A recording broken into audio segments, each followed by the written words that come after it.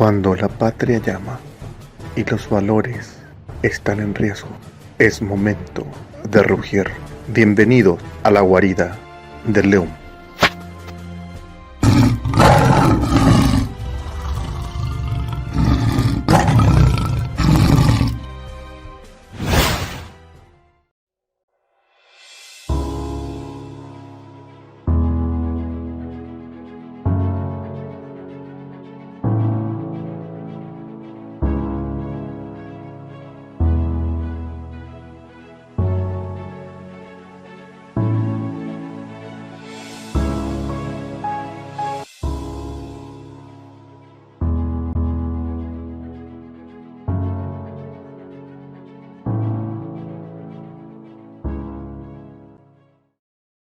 Los niños, niñas y adolescentes ya no son más vistos como objetos de protección, sino como sujetos plenos de todos los derechos.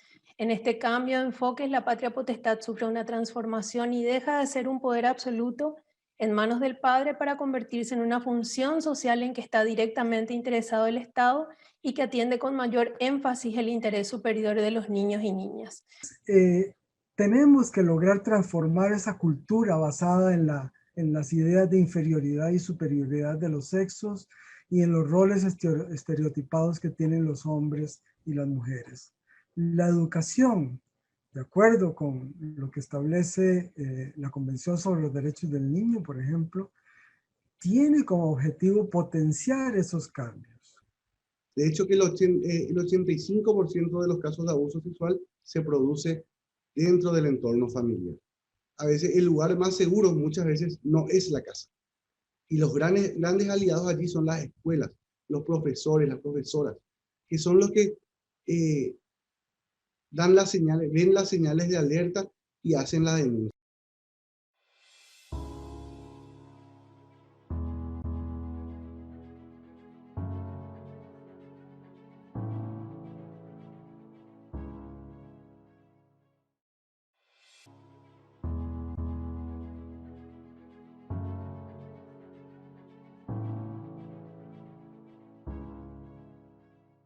Perfecto, gracias por sus preguntas. Son dos preguntas claves. La primera, que tiene que ver con la edad específica en la cual la ley dice que se pueden dar métodos. Bueno, van a ver que el artículo 14 que yo había mostrado, como no presenté, a lo mejor no pudieron leer detenidamente. El artículo 14 habla de que niños, niñas y adolescentes tienen derecho a la salud sexual y reproductiva. Y en ese artículo dice específicamente que tienen también derecho a acceder a programas y servicios de salud. Tiene esa mención específica, programas y servicios de salud. Por tanto, lo que nosotros decimos es que en el contexto garante de derechos, el niño y la niña, la adolescente, deben ir accediendo a este derecho a la salud sexual y reproductiva de manera progresiva, así como establece el artículo 5 de la Convención, el derecho a la autonomía progresiva. Es decir, la persona va accediendo a los derechos de manera o conforme va adquiriendo ciertas competencias, ¿verdad? En la guía de derechos van a encontrar en la página 48 esta mención, y creemos que la solución se da siempre caso por caso cuando hablamos de qué edad pareciera más lógico afirmar que a partir de los 14 años, dado que tanto el Código Civil reconoce la capacidad relativa de la persona, y eso tiene que ver con qué actos puede realizar, por un lado, y por otro lado, también en nuestro Código Penal, a partir de los 14 años, la persona es ya penalmente responsable. Por tanto, si puede ser imputado por robar una cartera, entonces también obviamente puede cuidar de su salud y pedir un método. Esa es la interpretación y el caso que les estoy contando de la Guía de Derechos, página 48. Ahora bien, lo que decíamos hace rato, menores de 14, caso por caso, llega digo otra vez, una niña de 12 años en situación de embarazo, llega sola, ella viene a Caguazú, pero ella en realidad es de San Pedro y no está acompañada por ningún adulto. Refiere o detectamos que sufrió una situación de abuso sexual hace 24 horas. ¿Qué hago? Inmediatamente aplico el protocolo. ¿Espero una autorización de los padres para poder darle un método hormonal de emergencia en ese momento? No. ¿Registro para comunicar al ámbito de protección? Por supuesto. Y si puedo, doy intervención de hecho inmediata. Si puedo, quiero decir, porque a veces uno llama a las 12 de la noche y no tenemos respuesta. Entonces dejo constancia de lo actuado, ¿verdad? Diferente sería el caso que llegue una niña de 12 años y me pida un método directamente. Ahí tenemos que empezar diciendo, en ese caso, en primer lugar, lo que voy a hacer es preocuparme y ocuparme más de la consejería, porque lo que voy a querer saber como profesional de salud es cuáles son las condiciones que rodean el entorno de esa niña para que a los 12 años esté directamente ya viniendo sin más, que cosa que sería rara, pero bueno, puede pasar. Porque ustedes mismos ya se dan cuenta cómo es más difícil que una niña de 12 años llegue solo para pedir métodos, ¿verdad? Entonces, ¿qué pasa en ese caso? Tengo que aplicar mi norma manual de manejo integrado de adolescentes que abarca la edad de 10 a 19 años. Voy a hacer una buena consejería, voy a asegurarme de que esa niña no esté en una situación de violencia, porque esa es la premisa fundamental. ¿Por qué? Porque tenemos el deber de protegerla especialmente, ¿verdad? Y cuando ya me asegure eso y vea que, digamos, explorada la situación, veo que tiene una relación de un primer noviazgo con un niño adolescente par de 12, 13 años, y entonces voy a empezar a trabajar con esa niña, ¿verdad? Y voy a tratar de hacer una mediación y orientación, como me dice el imán, manejo integrado del adolescente, con la familia también. Claro que hay muchas situaciones donde la familia aún así no va a querer saber nada de esa iniciación temprana. ¿Y qué pasa ahí? Entra en tensión el derecho a la salud, porque si el servicio de salud, habiendo todo lo posible para proveer información, orientación, y habiendo puesto en primer lugar el rechazo en el inicio de las relaciones sexuales, porque eso dicen nuestras normas, y no funcionó, entonces tengo el deber de proveer. ¿Por qué? Porque en esas circunstancias la persona, le provea yo o no le provea un método, igual va a seguir ejerciendo esa competencia progresiva que tiene y que nadie va a parar, ni siquiera los padres ni la justicia. Pero no es porque yo lo diga, sino es porque es el curso natural de la vida y es lo que está estudiado, ¿verdad? Entonces, ¿qué es lo que tenemos que hacer en las políticas públicas? Acompañar eso. A la pregunta de la compañera, ¿qué pasa si unos padres se enojan? Se han enojado muchos padres ya a nivel nacional y muchos padres están contentos, ¿verdad? Eso es una cuestión subjetiva porque yo no les puedo decir cuántos. Ha pasado también que el propio defensor de la niñez nos llamó al Ministerio de Salud a preguntar, aquí vienen y me dicen que hay una guía de derechos y que dice que ustedes le pueden dar métodos. Y un padre viene enojado demandando. ¿Por qué? Demandando en el sentido de pedir, no de presentar una demanda. Pidiendo, en todo caso, que qué va a hacer porque el servicio de salud le dio un método a su hija que estaba de novia con un adolescente par. El defensor le explicó que no es un caso judicializable, es decir, ¿contra quién iríamos? El servicio de salud está haciendo su parte desde garantizar el derecho a la salud. Ahí quizás lo que podemos discutir toda la tarde es en qué momento se perdió ese vínculo con la niña o el adolescente que, bueno, está tomando decisiones de una manera contraria a lo que su entorno familiar querría, pero ese es otro caso, ¿verdad? Entonces, lo que hay que saber aquí es que puede ser que los padres se enojen y es un trabajo constante a nivel nacional de educar, ¿verdad? Porque pongámonos en el peor escenario. ¿Qué hacemos si un niño de 12 años está con otro niño que es par? Cuestión que sería precoz, pero puede pasar, ¿verdad? Y son pares. ¿Y qué hacemos si los dos deciden iniciar su vida sexual? ¿Qué hacemos? Y la respuesta es orientar, orientar, orientar, orientar, orientar.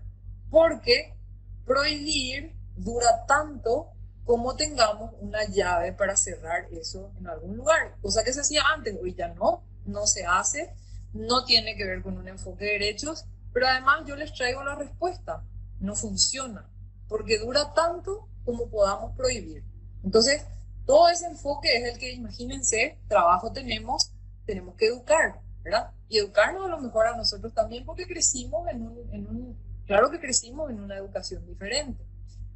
Entonces, la recomendación de trabajo, como bien nos decía ya Vicky Camacho en la primera reunión, es trabajar en todas las etapas de vida para poder ir acompañando estos procesos.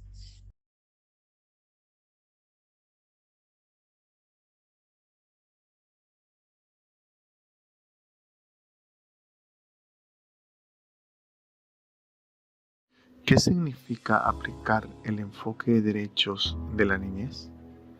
Aplicar el enfoque de los derechos de la niñez en el trabajo de promoción y defensa de los derechos de las niñas, niños y adolescentes significa concebir a la niña, niño y adolescente como prioridad absoluta, reconociéndolos como sujetos de derecho y autores sociales, reconocer al gobierno como principal garante de los derechos de la niñez y la adolescencia. En estos dos primeros puntos podemos darnos cuenta que el objetivo principal es buscar esa ruptura familiar, esa responsabilidad y derecho del padre que le otorga la patria potestad en ambos puntos.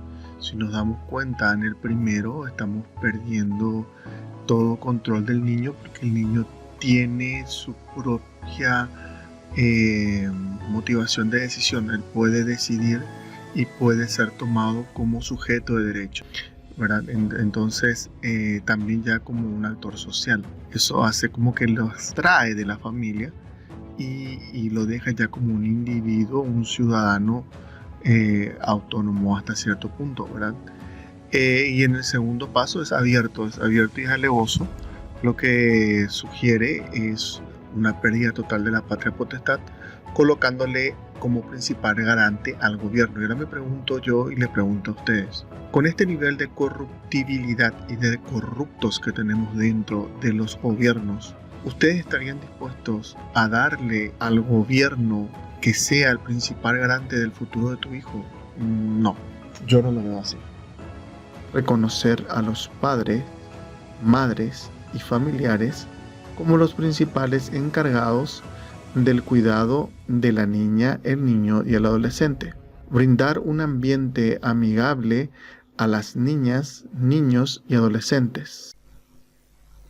En estos dos puntos vemos perfectamente cómo ya el papel de la familia y del padre, la madre, pasa a un segundo plano, solamente a un plano de encargado, de encargado básicamente, encargado de mantener el orden, de encargado de darle de comer, encargado de vestir, encargado de brindar una cierta comodidad material, ¿verdad?, al niño, y hasta ahí. Aplicar la perspectiva de género para generar condiciones y soluciones incluyentes para niños, niñas y adolescentes en riesgo o que son víctimas de discriminación, explotación y exclusión social.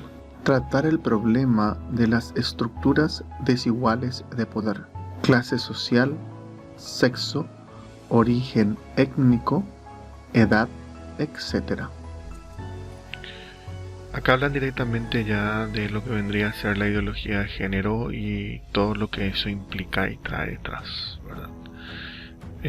Ya estamos viendo con las cosas que están pasando actualmente que el tema de la ideología de género no es algo bueno, no es algo positivo, es algo que está trayendo mucho conflicto a nivel mundial e inclusive ya lo estamos viendo en nuestro país. Además, nuestras leyes y nuestra constitución garantizan la igualdad de todo tipo de ciudadanos. Mantener una visión integral y multidimensional sobre los derechos de las niñas, niños y adolescentes. Identificar las causas y raíces de los problemas que afectan o vulneran los derechos de las niñas, niños y adolescentes. Promover la participación protagónica y genuina de las niñas, niños y adolescentes en los espacios donde se decide sobre su presente y futuro, como la familia, el barrio, la escuela, los medios de comunicación, los gobiernos locales, entre otros. ¿Sabía usted que este lunes se va a tocar un proyecto de ley con un tinte de familia, un enfoque de familia supuestamente, donde van a estar hablando del proyecto de ley integral a la familia, ¿verdad? Donde básicamente están hablando de todos estos temas y sobre todo en el artículo 3, inciso A, están hablando del enfoque de derecho, o sea, de todo esto que estuvimos hablando en este momento. ¿Usted está dispuesto a entregar la patria potestad de sus niños al Estado, al gobernante de turno?